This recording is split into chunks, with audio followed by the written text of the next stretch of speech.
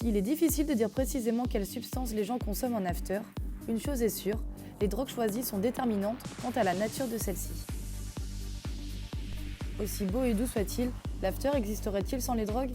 Probablement pas, semble-t-il, car les substances psychoactives occupent dans ce moment une place centrale, ne serait-ce que pour lutter contre la fatigue après une longue nuit de clubbing. Les gens qui tiennent, c'est rarement juste avec de l'alcool. On va boire un verre ou prendre un pot au bar? Petit gourdin, hein? Qu'il soit 6h ou midi, la recherche de produits psychoactifs constituerait donc la première étape de l'after. Une quête qui, pour l'artiste et performeuse Sophia Jitlu, tiendrait du quasi-rituel. Il y a quand même toujours une heure qu'on passe super nerveux à attendre le dealer.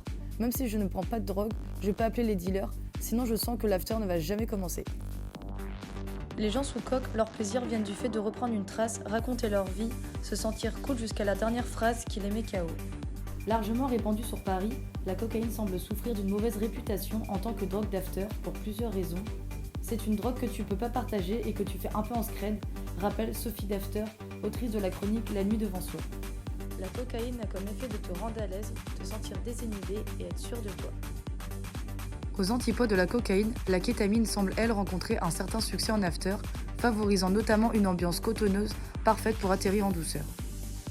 Quelles que soient les drogues élues, prenez soin de vous et des autres, surveillez votre consommation respective et pensez à rester hydraté. Pour tout le reste, on vous renvoie à nos règles de bonne conduite en milieu post-fête.